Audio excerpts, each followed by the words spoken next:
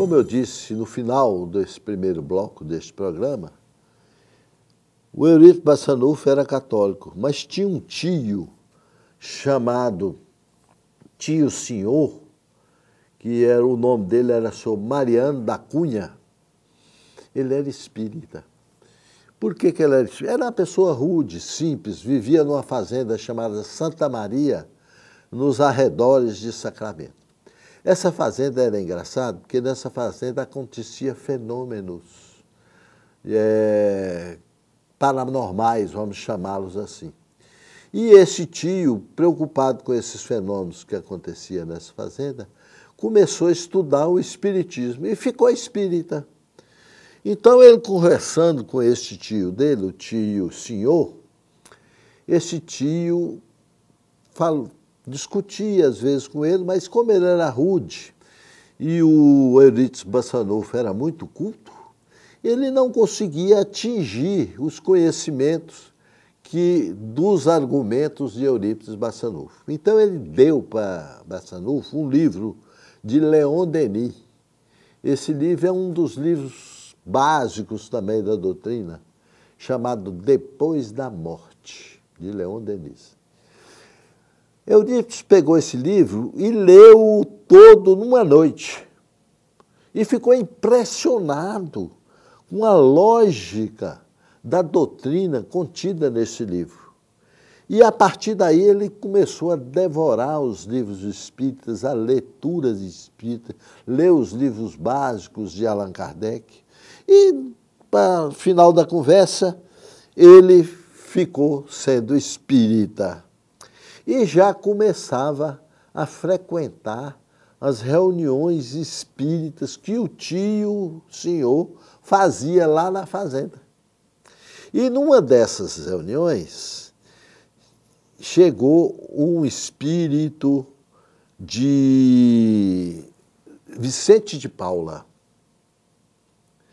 e dialogou, através do médium, claro, com o Eurípides Barçanufo, dizendo para ele a missão que ele tinha e o destino que ele tinha, que ele seria um grande filantropo do Espiritismo, um apóstolo de Jesus.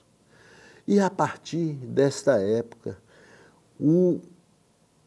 os espíritos de Bezerra de Menezes, principalmente São Vicente de Paula, ele comunicava frequentemente com Eurípides Barçanufo.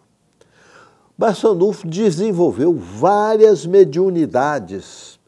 Ele era psicofônico, era psicógrafo e tinha mediunidade de cura também. Mas uma coisa que era mais importante e que é uma mediunidade rara, ele tinha bicorporeidade.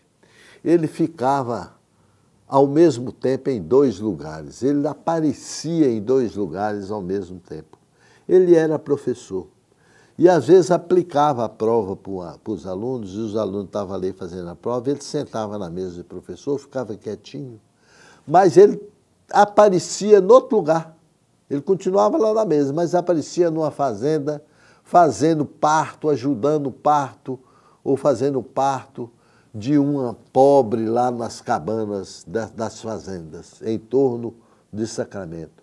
Ele sempre ajudava as pessoas. Nessa farmácia homeopática, ele não cobrava um tostão. Ele dava os remédios para as pessoas, que ele mesmo manipulava, porque ele aprendeu a homeopatia estudando sozinho a homeopatia. Ele curava. A primeira cura dele foi de uma pessoa com o mal de Hansen, que antigamente era chamado lepra, leproso. E ele, o tio dele, o tio Senhor, que o levou para o Espiritismo, pediu para ele ir com ele visitar esse leproso.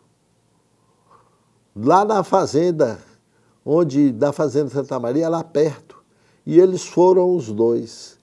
E, chegando lá, ele abraçou esse leproso, deu-lhe um beijo na testa e esse leproso, a partir de então, ficou curado. Então ele tinha mediunidade de cura também. Ele curou a própria mãe, que na verdade não era louca coisa nenhuma, como todo mundo dizia. Ela era médium, era uma médium vidente muito boa. E ela, por ser média, ela estava sendo obsediada. E o Eurípides Bassanufo fez a desobsessão de sua própria mãe. Mas, infelizmente, ele foi perseguido lá em Sacramento, porque ele era católico, depois ficou espírita, aí já, naquela época, o espiritismo, quem era espírita parecia que era um demônio, né? As casas espíritas eram apedrejadas. Aqui em Montes Claros, a Fraternidade Espírita Canaci já foi apedrejada daqui por questões religiosas. A ponto de aqui tinha um delegado chamado Coronel Coelho. Esse coronel teve que pôr uma cadeira em frente à Fraternidade Espírita Canaci, hoje ali perto do Corpo Bombeiro, e fica sentado lá para o povo não jogar pedra no centro espírita, enquanto estava reunidos. Era uma situação, e ele foi perseguido lá em Sacramento por ser espírita, inclusive moveram contra ele um processo de exercício ilegal da medicina, porque ele fazia parto, ele fazia homeopatia, ele receitava, o Bezerra de Menezes, que é um espírito médico, receitava através dele, por psicografia, receituário mediúnico chamado. Então, o Eurípides era uma pessoa muito interessante e foi um dos maiores espíritas que já teve, a ponto de Chico Xavier falar de Eurípides é como falar de Jesus aqui na Terra, pelo tanto de caridade que ele fez. Ele, inclusive, debatia com os padres, com as pessoas que queriam atingir. Quando a pessoa falava mal dele, ele não importava, não. Mas quando falava do espiritismo, ele ia defender o espiritismo onde quer que fosse. E uma das melhores histórias dele foi um debate que ele teve com um padre Feliciano Lague, que era um padre muito culto, um ótimo orador. E dizem que esse padre atacou o espiritismo e chamou ele para um debate, e ele foi. Mas que ele, no debate, ele falou com tanta propriedade e com tanto conhecimento que o próprio padre reconheceu que não tinha condições de conhecimento para debater com ele. E o padre entendeu, nessa época, que o espiritismo era, sim, uma religião cristã. E, a partir daí, então, a perseguição contra ele acabou. O processo que tinham movido com ele por exercício ilegal da medicina foi engavetado pelo juiz e ele continuou fazendo partos com bicorporeidade, dois lugares ao mesmo tempo, e ele desencarna com 38 anos, muito novo. E o desencarne dele foi dia 1º de novembro de 1918. Portanto, está fazendo 100 anos de desencarnado. E nós estamos comemorando agora, no 1º de novembro, 100 anos de desencarne de Eurípides Bassanufo. E ele sempre, como dizia, ele falava, a nossa marcha continua como sempre. Irmãos meus, confirmo a promessa de seguir convosco até a suprema vitória espiritual.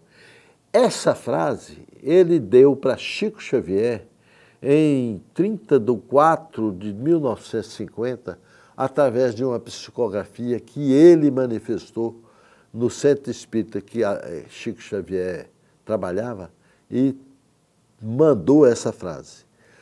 É interessante, e nós vamos terminar essa parte deste programa, vamos passar ao terceiro bloco para responder perguntas, mas eu queria dizer uma frase das orações que Eurípides fazia.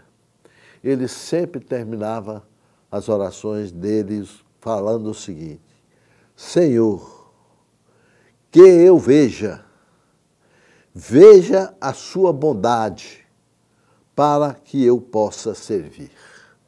E assim eu deixo aqui essa pequena biografia desse grande espírita chamado Eurípides Barçanufo.